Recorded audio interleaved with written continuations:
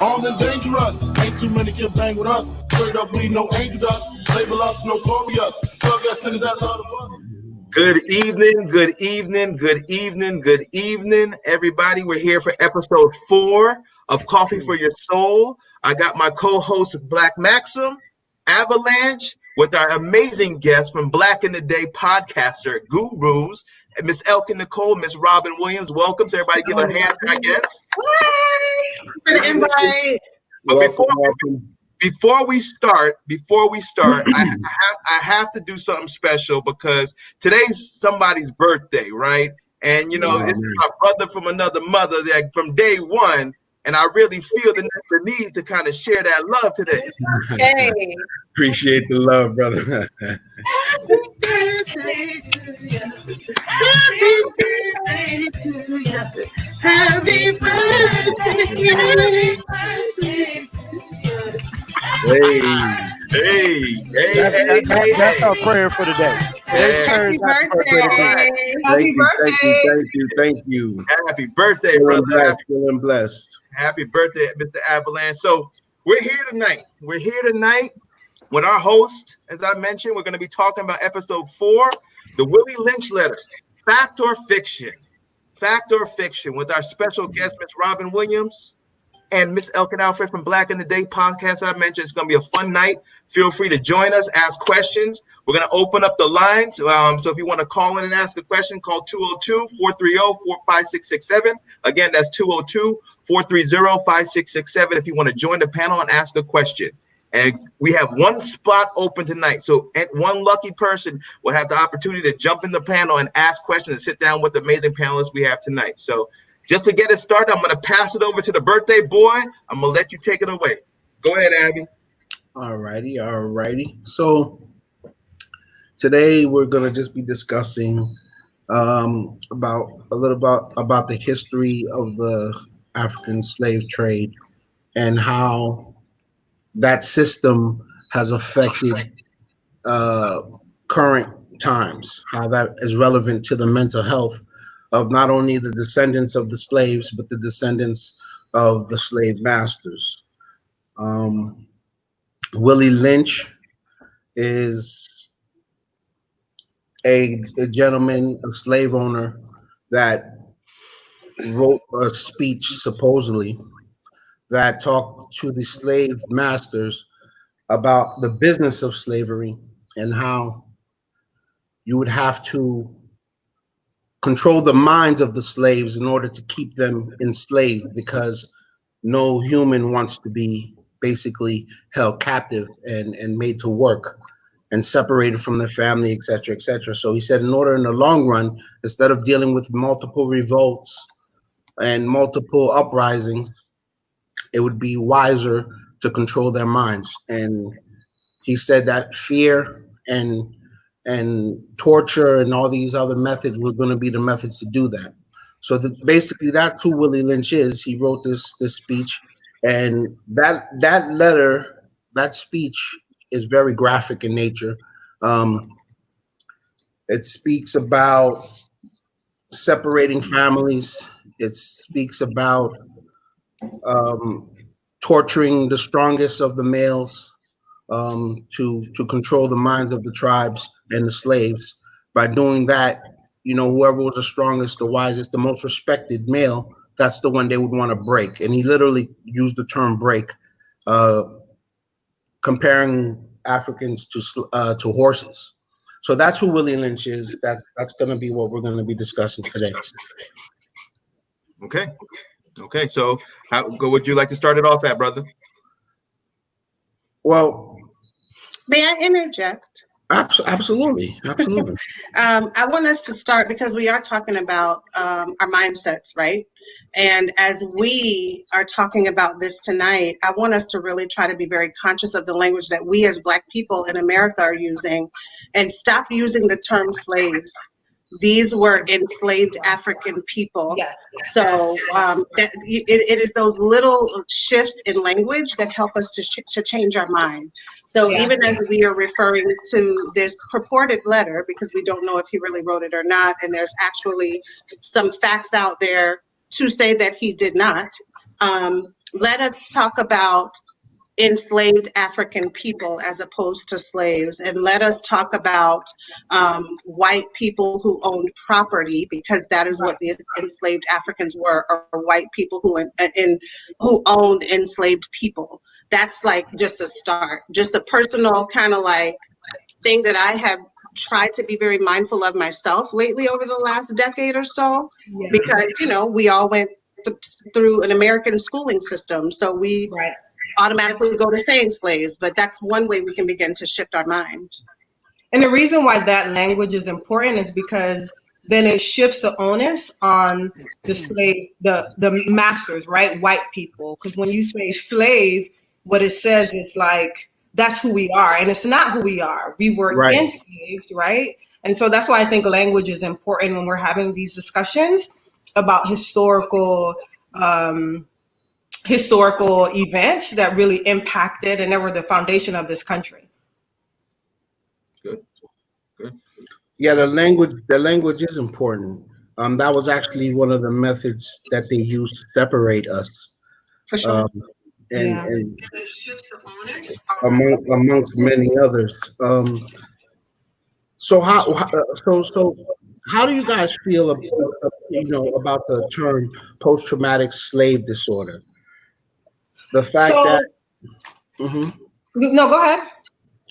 No, so post-traumatic stress disorder, let me say, it says a condition of persistent mental and emotional stress occurring as a result of injury or severe psychological shock, typically involving disturbance of sleep and constant vivid recall of the experience with dulled responses to others and to the outside world. Okay, so there's PTSD, and we usually think of PTSD when we think of veterans, right? But there was some study that was done, I think in the 30s and 40s, and they really did the study with individuals that returned from war and their children. And so what they found in epigenetics is that the trauma that you experience does get passed on through to your children and their children through our genes, right? So we may not necessarily have what you refer to as flashbacks, right? Because PTSD individuals will experience some form of flashbacks, but there is scientific research that shows that there has been an impact on our genes. So anyone who has a history of enslaved people in their family, that they will see that impact does impact how their genes are read.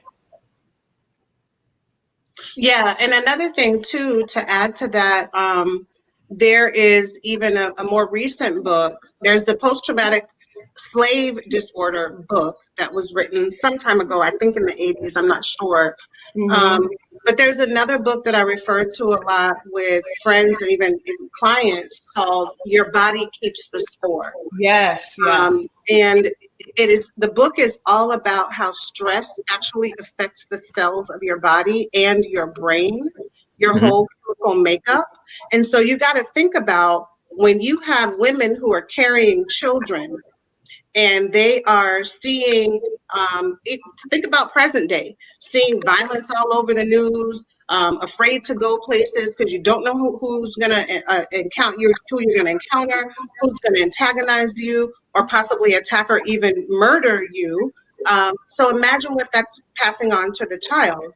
I was talking to my nail technician like decades ago, it seems, months ago, and she was telling me how she is a survivor of domestic abuse, domestic violence, and her oldest son was in utero when she was being abused. And so she was asking me if I believe that a lot of his behavioral issues are because of what the stress and trauma that she has experienced. And of course, I believe that. And that's what we're living through right now, today. Some of us may come from within our immediate family. We may not know any of our family members who were enslaved or who even worked like as the help, so to speak. But the lineage is so deep and the trauma is so deep. We are all feeling the effects of that, I believe, even now today. I think it affects our mindset even now today. I think it's how we have young people who can really not give a damn about much going on around them. It's hard for their brain to make those connections. Do Yeah, you because feel, go ahead. well, go ahead, John. No, do you feel that just from, fact or fiction about this, the principles are there, right? And the things that trouble me when I was reading this, as we were talking pre-show, was that just the opportunity or thought process of what white people have felt that, what we can do to change the black and queens that they enslaved. Okay. Mm-hmm. So it's a point right now where generation after generation after generation, sometimes people don't think they can do more, right?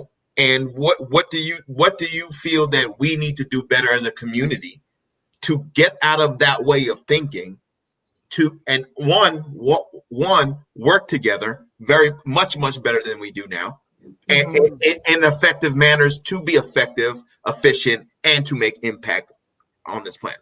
What do you think we need to do? I think one of the things we need to do is change the narratives, change the stories that we tell ourselves, right? Mm-hmm. So it can be as simple as changing a shift in language, no longer referring to our ancestors as slaves, but as enslaved Africans. Mm-hmm. And then in our current time, how do we have these conversations? We can't talk about change without acknowledging that the main problem is racism, right? So I don't want to take that responsibility, right? That's not something we as Black people or descendants of Africans should take on. That is a white problem. And so I think we need to be very clear when we talk about how can we as a Black community advance. So a lot of times in circles, and I see some Black people tend to do this. They tend to say, well, I'm going to play devil's advocate. And I'm like, the devil doesn't need an advocate, number one. Okay. I hate when people say that. And so the comments are, what about Black on Black crime? And so when I hear another Black person say that, I say, well, that doesn't exist, right? So if you look at FBI statistics, you kill people who you live in community with.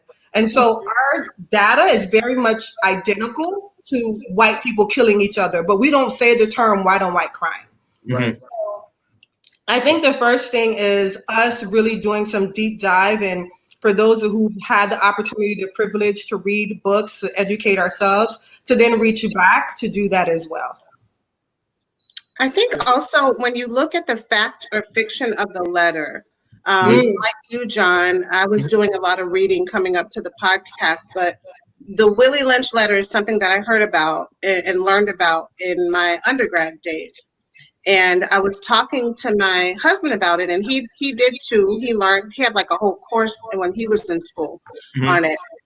And so I was telling him about what I learned about these points, that even some of the language of the letter, the terms that were used were not words that were even parts of the English language until 50 or 100 years later. So then as I started to learn this, I was thinking okay, why would this information be published and why would it be put out? And when was it put out? Right. Many people didn't learn about the Willie Lynch letter until Farrakhan mentioned in 1999 the Million Man March. A lot of people didn't even know what the hell it was. Right? So people were just starting to learn about this, but when did this surface? It was never really discovered. It was just something that kind of showed up on the internet. Right. And when did it show up in the internet? Was it around the Reagan era? Was it something that was shared way before that in the 50s and the 60s when we really started to have major uprisings? I don't know. And so when I was thinking about the fact or the fiction of it, I believe that it is a false document. I don't believe how it came. I don't believe it was written by a man named Willie Lynch in 1712 who came to the whatever river. But the accuracy of some of what some of the strategies and the tactics that are used or said or what he's saying to use against enslaved people are things that we still see in our communities today, right? So he talks a lot about how the enslaved indigenous and African people are the backbone of the economy. So we have to make sure that we control them, but don't kill them. Don't kill the strong ones and don't kill the women because you're going to mess up your economy. Take that to the present day. Think about COVID, this pandemic. Who are the essential workers? Who are the people that don't often have the luxury to work from home? Who are the people that are dying at a higher proportionate rate? Who are the people that work in grocery stores and deliveries? It is Black and brown people. Mhm. Our lives are expendable so we can keep the economy going. Think about the laws that were put forth in the 60s and 70s around welfare and Black women not being able to have their husband live in the home if they needed any kind of financial assistance, this removal of the Black man from the family. Think about the not even recognizing a lot of times Black marriage for centuries, not just a short amount of time. These are all things that are referred to in the letter. So while it may be possibly a fake document, there's a lot of truth and there's a lot of things that we couldn't still glean from that to think about how we are going to counteract and how we can change our own minds around that.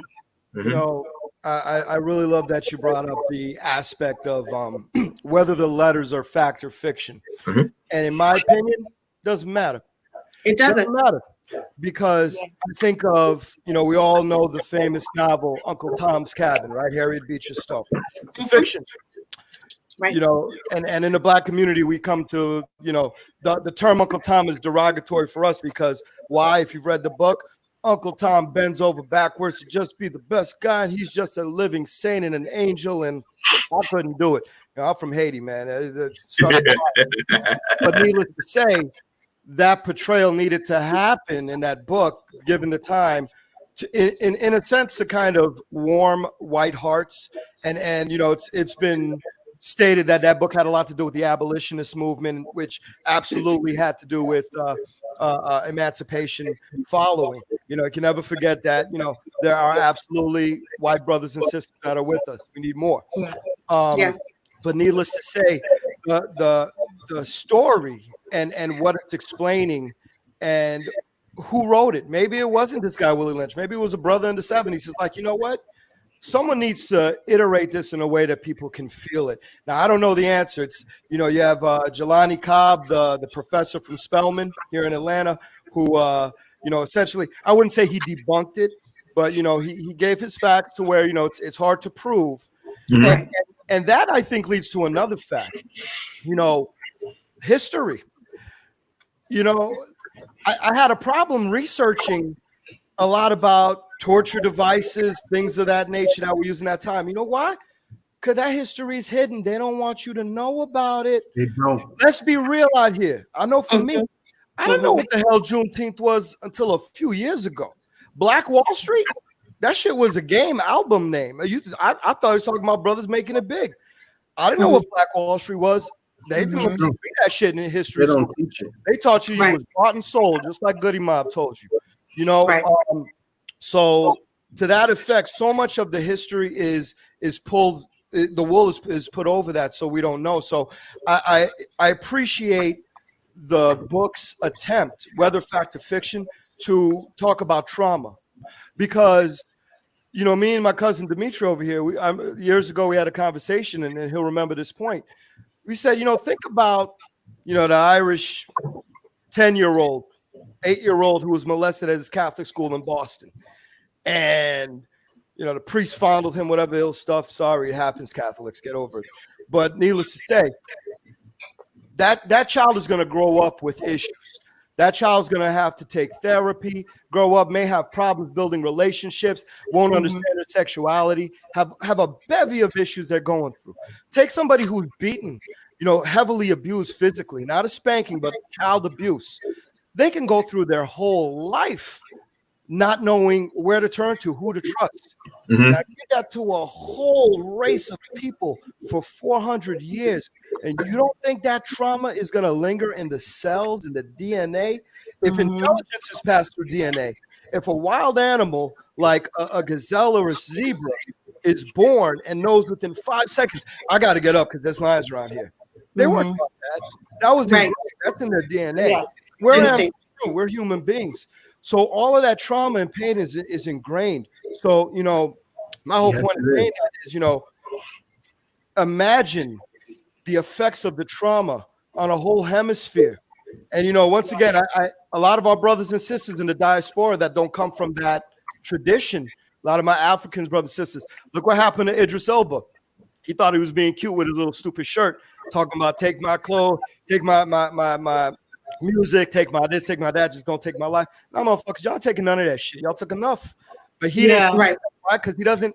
And I don't even, I know what he was trying. I feel the point he was trying to make, but he missed the mark, because I think in essence, unless you are from this hemisphere, you come from that, peculiar institution and the descendants of that, and seeing it, even me as a Haitian American, the American slave story is not my story, but, we come from the same fabric of that colonization by Europe of the New World. So it's all our stories.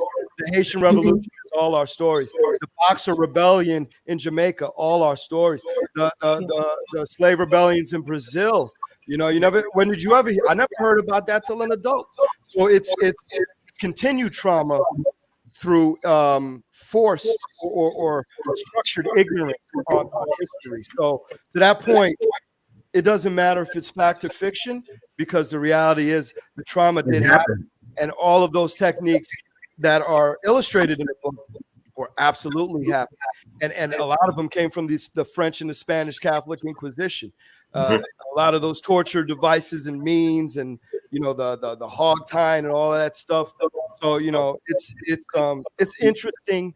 And I really urge everyone to look at the Willie Lynch papers, and you don't need to look at it as a factual document. Right. Look at it as a vision or a gaze into the mindset of the colonial master that wanted to make sure the slave regarded itself as nothing but chattel. But, I think so. There's a couple of things with that. So if anyone is looking for a factual book, there is a memoir of When I Was a Slave by Norman that does a really good job of slaves depicting their actual experience. And if you have an opportunity to go to DC, go to the African American Museum. It is one of those life-changing moments. I went, I think, last year, and as I was going through, there's one particular image, and when you read it, and I'm going to give a little trauma signal here. If you're a mother or a parent, you may want to, this may be a little rough to hear. So there was a woman who had a 2-year-old, and they were getting ready to sell her child. And she said, I would rather her die than for her to go into this evil system. And she killed her toddler. Wow. So that doesn't explain to you the cruelty of American chattel slavery. I don't know what else would, because for a mother to be in the state of mind to say death is better than life, that's powerful. Of course, I cried. And I warn anyone, when you get a chance, we can go outside again. It is not a museum that you can do in one day. You probably need to have more time to go. But it was powerful for me. This is the thing we talk like. Okay, so all the torture devices, the psychological trauma.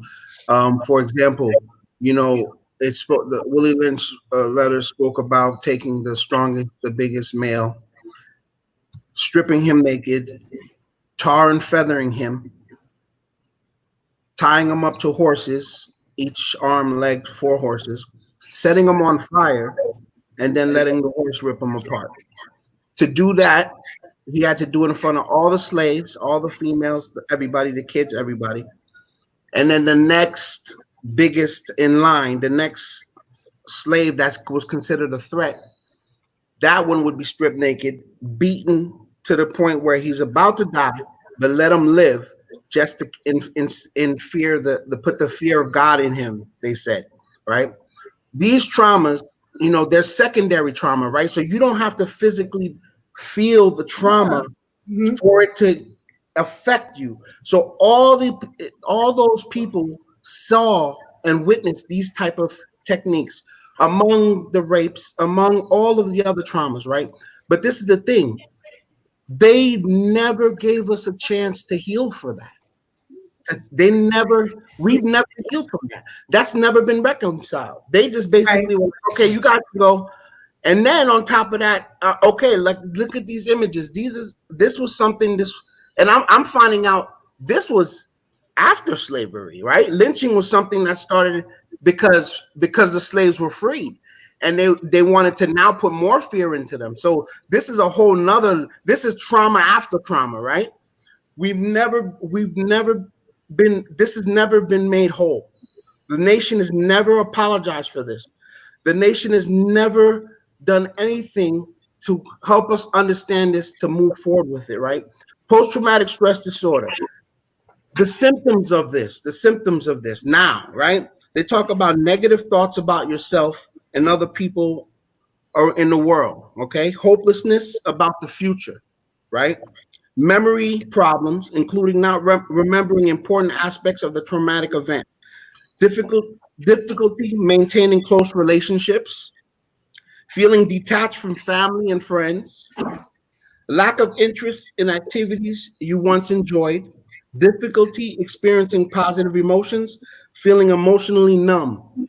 Okay, and this one really, let me see what it says. Hypervigilant. These are all effects of post-traumatic stress disorder from the things that happen every day in American households now. This is child abuse. This is rape. This is witnessing murders. You know, this is things that happen in our society now. We're talking about that times a million to a whole society of people who witnessed this. And it's never been healed. This is what we're watching right now. This is the trauma that we have right now. And this is, I think, where we need to address. We have to heal this. The only way to heal this is to talk about what happened. And you know, white people feel guilty for it now. You know what? I'm looking at some of the stuff, right? I'm sorry, I'm gonna give y'all, get this in perspective. A lot of the physicians back then, a lot of the most intelligent scholars back then, they published books and medical journals saying that we did not feel pain. They conducted experiments on Black women, believing that we did not feel pain. Exactly. Yeah. They dehumanized us, right? So why? So they could feel like they're not hurting a human. And this is what they did. And this, you know, they said we didn't feel pain. They said we were lazy. Look, this is something that, and this is still sticks around. This is how we still think about ourselves also. We have to get out of this program. So, you know, with that said, what do we do to heal these wounds? Because I can tell you a lot of people that show these symptoms every day. I can, I feel there's two. I feel two ways about it, right? The first way that I feel is that, and maybe this is coming from ego, I want to be careful on how we speak about whether or not we heal, because I think as Black folks, we're resilient right? And so we have found ways to heal ourselves, whether it's through art, academics, whatever we can, sports, we have found ways to heal ourselves. Because based on that trauma alone, what we just kind of talked about for the last 30 minutes, we should not be here. Absolutely. We should not be here. So I do want to say that I think that as a people, we are so resilient and we have found ways to try to heal ourselves and our community. The second thing is there is this thing as community trauma, right? And it's vicarious trauma. I don't have to actually experience it to actually have PTSD, right? And so I think that we have to have honest conversations about how do we seek help, whether that's through therapy or yoga. And we have to be expansive in what we consider help, right? So therapy, Robin does yoga and she uses it as a restorative justice tool, and she uses it with youth in the criminal justice system. And I know that is shown to help them. We got to talk about social and emotional learning early on in education. Like, how are we teaching our kids to acknowledge their feelings, use the right word to describe? Because a lot of times as an adult, I even have a difficult time using the right language to explain how I feel. And if I'm not using the right language to explain how I feel, can I adequately be helped? Right. And the last thing that I want to mention, we talk about just the vestiges of slavery and racism, I have to talk about Black maternal health, right? Yeah. So Black women, we know, are 3 to 4 times more likely to die from childbirth than white women without a high school diploma. So you take a Black woman with a PhD, a doctorate degree, so she has the financial means, she has the education, but yet she's still dying at a higher rate than a white woman who doesn't have the economic means or who doesn't have the education. So the only other way is that racism is killing Black women, right? Racism is killing our babies. And so again, it's not us, right? It's not our job to fix. It's white people. It's their problem. It's the systems that they created to cause inequity. And so we have to address them and, bring white allies into the fold so they can address their peers and their family members. Definitely. And just to, I'm sorry, Robin, go ahead. Go ahead. No, I was going to say to just finish and kind of jump on what you said. Dimitri was saying, what is it going to take? Is it going to take us building our own communities, investing in our own businesses? Yeah, there's a lot of that, and that needs to happen 100%. What really needs to happen? And I don't know how it happens. The education system in this country, I don't care if you're talking about public, private, whatever, the mindset of education in terms of teaching American history needs to be put through a full revolution where our fellow white American citizens are made to recognize and understand. You're not going to change somebody's heart. If racism goes down deep, you have a motherfucker working to work all day, smile at you, be the best friend ever, and they got a shit in their closet.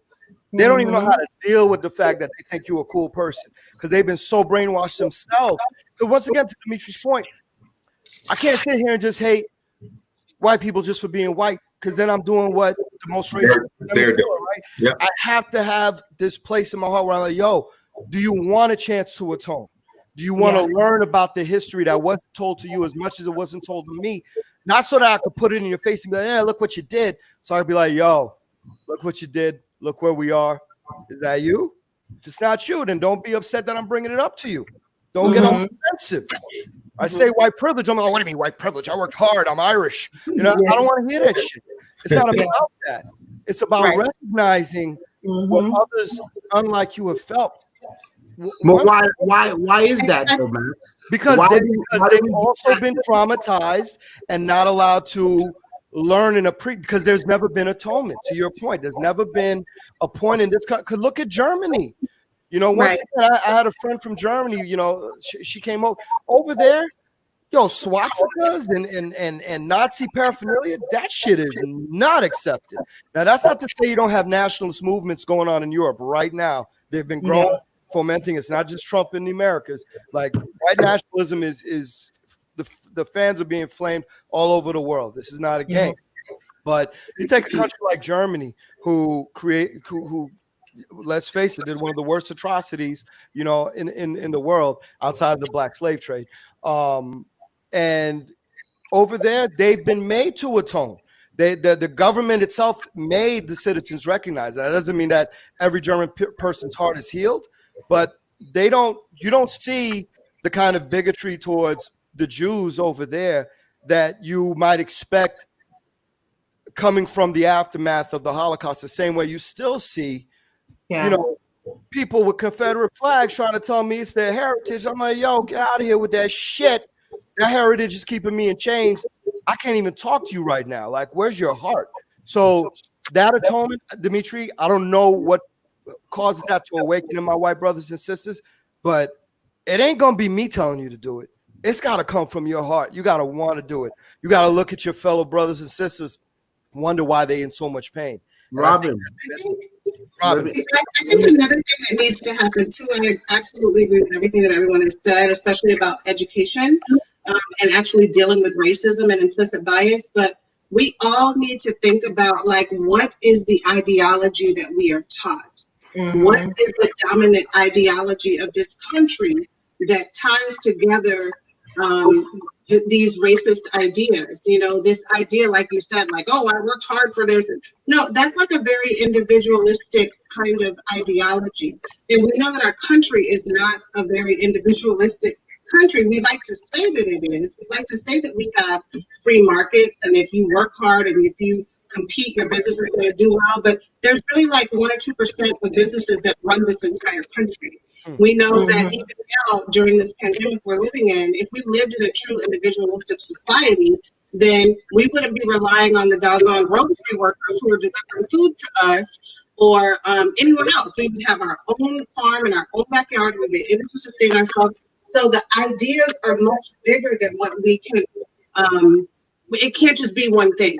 And we have to understand what that dominant ideology is before we can begin to change the minds of people and understand what keeps racism, which is structural racism, alive in this country, which continues to perpetuate the trauma. Demetri, you're talking about the trauma that was described in the Willie Lynch letter. We've been seeing that trauma play out over and over and over throughout all of our lifetimes. Yeah. My own mother's lifetime. My mother, who is 20 years older than I am, she told me a story years ago. My mother was arrested and jailed at 13 years old. You know why? Because she sassed a white man. She went to the dentist without my grandmother. The dentist asked her, or the receptionist asked her a question, and she didn't hear the receptionist. And then the doctor came out and asked the same question. She didn't understand what he was saying. We're talking about the South, Florida, North Florida. And when she said, "Excuse me," the second time, she was told she was sacked and taken to jail without her mother at 13 years old. That's traumatic. Absolutely. My mother is 20 years older than I am. So we have to think about these kind of things. And while the Willie Lynch letter gives us a perspective to think about where this kind of idea came from, of how we're going to break people, which they refer to in the letter, and how we're going to control them and keep our economics good, these things are still happening. We have watched so many murders on television, on YouTube, on Instagram. I just saw, my husband showed me yesterday, some innocent man arrested and abused, and his ribs were broken, or his wrist was broken, or something. Yes. He did nothing. And we don't even get a trauma warning that this is coming up. Mistaken identity. Can we answer, Mr. Wells? Can we heal without being looked at as reverse racist? I don't even know what to say to that. No, that's like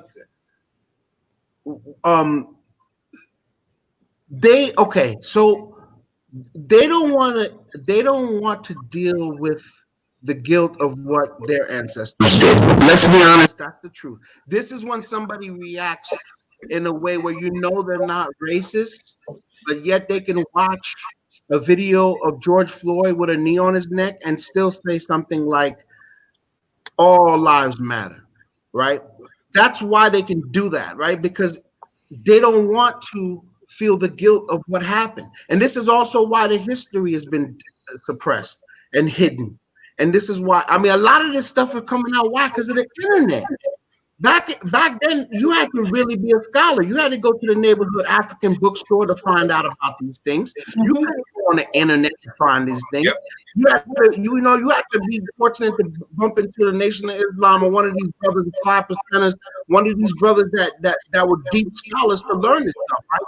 But now it's coming, and this is why, and then with social media, right, you're seeing more people post the realities of the history, right? So you can't hide it anymore. It's becoming memes and all types of stuff.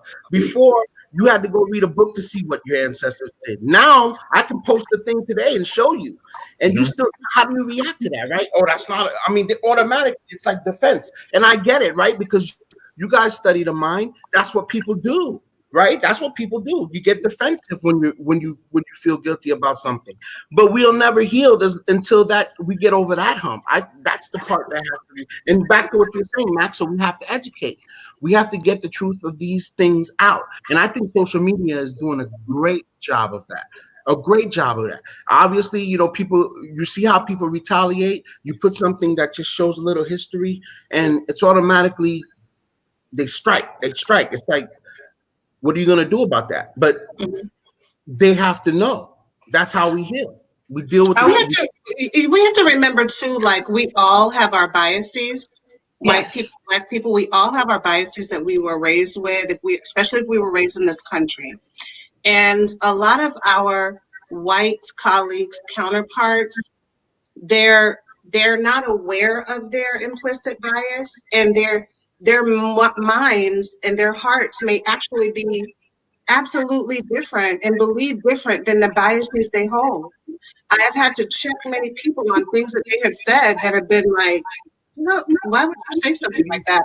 Not in that way, but just like, did you realize that was really offensive? And they are heartbroken, really, because they don't feel like that is something that would be offensive. So I think actionable items, things that we can do right away, is start to really help people understand how implicit bias works. Start to help people understand where even the construction of race comes from. Race is not even a real thing. It was constructed in the 1400s so that people could own other humans. Right. So we have to really educate people about those foundational things and those true things so that they can understand how to move forward.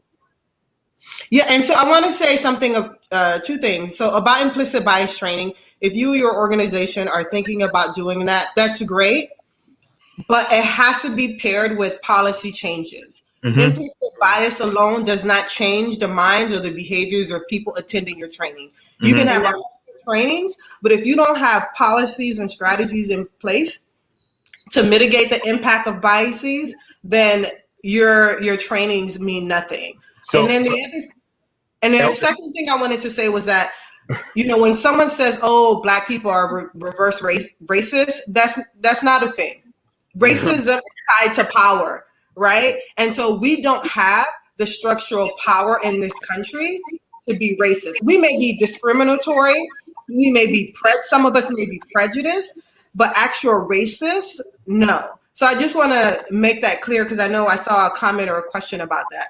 But yeah, we have to force our organizations to really have policies and procedures that are going to mitigate the impact of bias. Ms. Elkin, give me some examples of what organizations could do? So who's at the interview table, right? Like who's actually doing the interview? Do you have a diverse group? There's a diversity recruitment, right? Yes, right. So where are you recruiting? Who are your middle managers? Because they really kind of dictate the culture of an organization. What biases do they have? Do you have systems in place to check the experience of everyone? So there's something HR folks like to use called a pulse survey. And you just do it every couple of months to check the pulse. So are you checking the pulse of your Black people, right? And then like a Lean In came out a couple of years ago. I don't know, 9 years ago. And so the issue with that book was that it talked about how women need to lean in more, but Black women have always been leaning in. We're just not giving the opportunities. So you need to look at data, like who's being promoted and how often, right? Is it a diverse pool? And I say to individuals who are in this hiring process, make sure that you have your applicant pool is diverse. Don't tell me you have one Black person and think that's okay. And then the other thing is, I like to say people of color and Black people, because sometimes I find that the term people of color increases Black people. So you'll have companies that say, "Oh, we're diverse. We have a large group of people of color." And then when you look down, there's not one Black person, but they may have an Asian person, a South Asian person, or a Latinx person. And so I like to, sometimes force people to kind of differentiate the two, people of color and Black people. Yeah, so it's funny you say that because I presented to my leadership team with my team about 15 or so recommendations. A lot of what you just mentioned is on that list. One of the things that I challenged IND was when they sent me a percentage of what the diversity level, I said, break that down for me. I want to know that percentage you said increased by 9 or 10%. Show me that number. When you ask these questions, I'm like, well, you want to see what's going on. You just said, but people of color could mean so many things. So I want to know, let's break it down and then find out, did you really just only hire one person, one Black person, and Right. for Indian or something like that, that's where the detail counts, because you're not going to be tracking something if you don't understand it. So we need to look at the numbers, because what did Jay-Z say? Men lie, women lie, numbers don't. That's exactly what we're talking about. Yeah. Exactly. I love this conversation. It's great. Yes. You know, It's I good. want It's to. kind of heavy though. It has me like thinking even more, just as we all have been over I'm sure the last few months. But yeah, it is a good conversation. I wanted to be clear, right? Because when we say I say they, and I don't like using that term. I specifically mean the people who are not necessarily racist. I'm specifically, when I say I want to be clear when I say they. You know what I'm saying? I'm speaking about the people who are not necessarily racist, however, have a problem with the guilt of confronting that. And then we have also our white brothers and sisters who are more than willing to spread their voice and support the movement right now. So I just want to be clear when I say, they. And when we talk about guilt, Dimitri, because I think of that picture that was posted up a little earlier, showing a black man who was not only hung but burned, and we've all seen those pictures growing up, thanks to Public Enemy videos and stuff, because you ain't see it too much in the history books, where you'll have a grouping of white Americans, and this is probably the 20s, 40s, 50s, 60s, smiling in a group, in a crowd, pointing up to a hanging brother, like they're pointing towards a solar eclipse.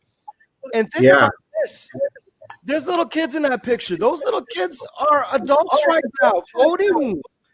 And they were never made to uptone. I'm using that word a lot, but I can't think of a better one, or really understand.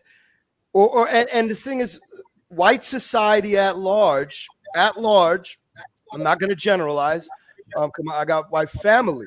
Forget about friends. I got white blood that's related.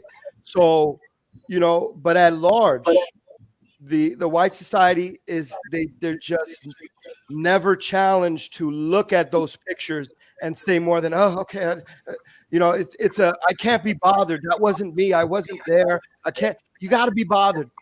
You gotta be bothered. No, these are men and women. These were souls. These were people. Like you said, it's very important not to say slaves. These people felt pain. They did not feel less pain than anyone else. They felt all the traumas and fears of love and disconnect when they were ripped from their families. They felt it. This is real. And and this spins back, because a lot of people are, well, what about now, guys? What about now? This is what about now. What about now? We're talking about the violence in Chicago, right? We're talking about the violence that's been going over 100 shootings, Father's Day weekend, 14, 15 people killed, involving children. This is something that people tend to use against us, right? They tend to say, oh, look, they are violent. Oh, look, they are uneducated. Look, they do kill each other. We talked about that myth of black and black crime. We've talked about it. It is a myth, but society at large still uses it. The media still uses it. It's something it's a term that they've coined that's got us kind of locked in. So, what do we do? I'm not saying what do we do. I'm pointing out exactly, that these traumas haven't been addressed. They haven't been. Avalanche is muted, guys. You're muted. You're muted. John, take me off the thing, bro. I want to see everybody. I'm speaking to myself. Okay, good. I've got you. Hold on. No worries. So yeah, so the violence in the neighborhoods, right? They can say statistically our neighborhoods have the most crime, right? They can say it has the most poverty, right? These are facts. But because of the programming that we've been dehumanized, people actually think that's our fault. They say, no, they're not capable, because they taught our brains were smaller, right? They taught that we were less human. They taught that we were slow, relaxed, impulsive. Like this is all the words that they use, and these were in medical books.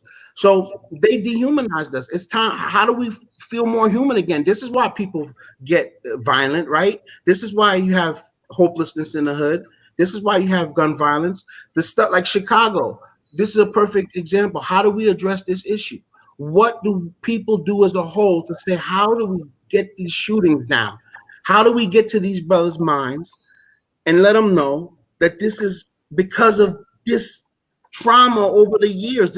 We're not like this. If you look at the slave trade, like as far as when they first got to the lands, all the slave masters and the colonists say that the people were so kind, that they welcomed us, that they would be easy to rob, that they had gold and jewels, but they were giving it to us. They don't even consider the gold. And the Europeans were like, oh, we're going to go take. So how do the most peaceful people historically get turned into so-called thugs and violence in the neighborhood? And again, this is in African-American communities in the United States of America, but those hoods and so-called ghettos are across the world, right? So how do we reach and current events, these brothers in the street right now? How do we get to them and get or are they reachable? Do we have to go to the next generation? I think they're definitely reachable. I think that we have. It's amazing to me, and I'm not sure what area of the country you all were raised in. It is still amazing to me that people our age don't know some of our history, like you mentioned, not knowing about Juneteenth until a few years ago. We have an obligation, especially of those of us who have children, to teach our children their entire history. Yeah. We already know it's not going to be taught in school. That is one way we can begin to reach each other, is by knowing where you come from, knowing the history, the painful parts, but also the empowering parts, who we truly are as a people. Yeah. All of the things that we have developed, all of the things that we have created, and things that have been stolen from our community and our culture, from our creation. That is one place of where we start. If we are not educating our children, then that falls back on us. And then also we have to deal with within our Black community. And John, you talked about we would get to this, but this is like a whole nother couple hours. We have to deal with the trauma from the Willie Lynch letters and structural racism, but we also have to deal with what that shows up as colorism within our Black American culture and other Caribbean cultures as well. We have to deal with that. We have to be real about that. I have friends who one sibling is light skinned and one is dark skinned, and their parents, who obviously love them equally, have told one child, you're going to do better in life because you're lighter, or you're going to fail because you're Black. Like we have to break some of this stuff down ourselves for real. It starts within us, with educating our children about our full history, because I cannot rely on the school system to do that. My parents educated me about Black American history, maybe because I was raised in the South, maybe because I had family members who were a part of the movement, maybe because of my mother's experience, maybe because my grandmother, great-grandmother, grandfather worked for white people. I don't know why they did, but we know better now. So we have to do better now. And you can do it on every age level. There's a plethora of books and websites and things. But we have to start talking to our children now about race, about racism, about structures, about how people are going to treat them when and where they go, whether they're white or Black. And then the one thing I wanted to add to that is that we have to talk about toxic masculinity and how it impacts Black women. And so we know Black women have higher rates of domestic violence.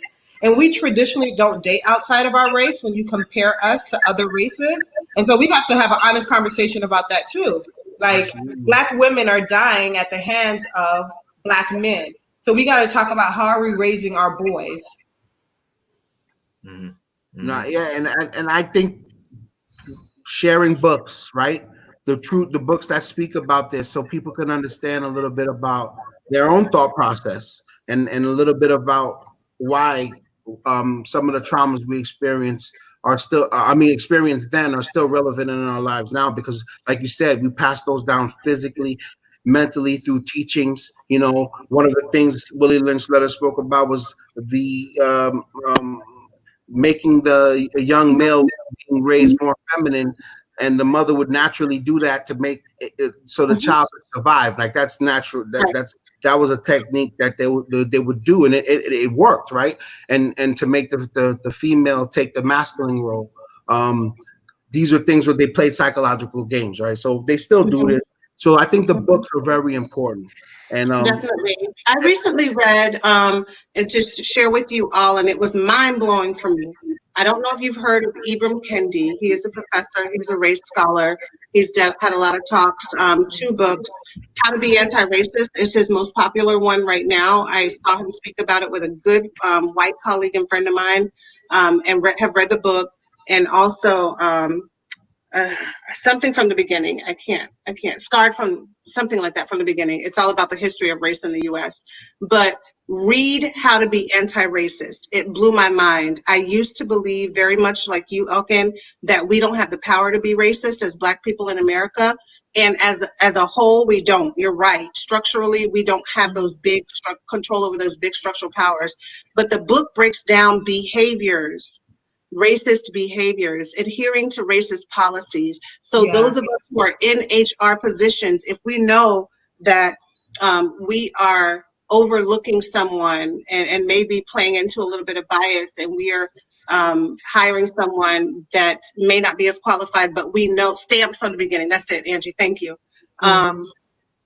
If we know that someone else may be more qualified, but the rest of our team is not going to welcome them into the fold, so we hire a person that may be less qualified, we're engaging in racist behavior. And we have to own that ourselves. It's an excellent book for anybody who really wants to understand, and Stamped from the Beginning is like a college textbook, but if you can read it, it will blow your mind. Another thing that blew my mind was a podcast, but I'll put that in the comments so everyone can get their closing thoughts. So we have about 3 minutes left. So I'm going to go around the table. What can we leave? What things can we leave our viewers with tonight? So I'm going to start off with you, Max. What can you share? What can the viewers take away from tonight's discussion? Well, I really thank our guest tonight for kind of expanding on the perspective of the Willie Lynch papers, and even providing some more documents and books that they can look to. We'll make sure to put some links in the Facebook page that all the members of this show can participate in. And what I do say to our audience is, I got a lot of people on it. I know a lot of people are watching right now that I went to high school, middle school with, and learned history with. The same jaded, bullshit, whitewashed history. And I challenge all of my white brothers and sisters and my Black brothers and sisters. Like I said, a lot of us don't even know. We don't know. So 10 minutes a day, 10 minutes a week, whatever time you can, challenge yourself, especially if you have children, to the points made, to look at these very disturbing, difficult, hard to swallow, hard to accept, and don't look at it with a guilty heart. Yeah, you weren't there. And yeah, maybe you do benefit from the structure that came from that. What are you going to do to make sure that structure changes? Thank you, Max. Elkin, what would you like to share? Elkin, what would you like to share? Be mindful of the narratives that we share about who we are. Language is important. I encourage everyone to engage in therapy. So whether that is an actual therapist, a licensed clinician, or doing yoga work, or whatever form of healing, I encourage all of us to do that, because we all can benefit from healing practices. Ms. Robin, what would you like to leave us with tonight? The viewers. I've said everything. I'll put in the comments. I want to give everybody a minute to say something. I've said a few things. There's so much out there. I'll put some resources. All right. From my perspective, I thought it was a great conversation tonight. But the thing I'm going to leave you all with is I want you all to check out Black in the Days. If their podcast is ready to go to the website. They will share the link tonight for everybody to follow, because these ladies are going to knock it out the park every session. We thank you for joining tonight. This was an absolute pleasure for you guys to having on here. And I'm gonna let the birthday boy close it out. You got 45 seconds, brother. Yeah, I want to thank you guys. I appreciate your insight. And we'll definitely make it a point to go and check your show out. And my what I want to say is that we can all just share a book, share a story, share a fact that is relevant, and people can learn. You might spark somebody to go look up the Willie Lynch letter. You might spark someone to go look up, about redlining and a lot of practices, and that might open your heart a little bit to understand that your heart was closed by design. So you open up and look into these things. All right. So signing off until next week. Love you. For everybody say tonight. For everybody sit there and say coffee for your soul. Coffee for your soul. Coffee for your soul. Good night. Good night.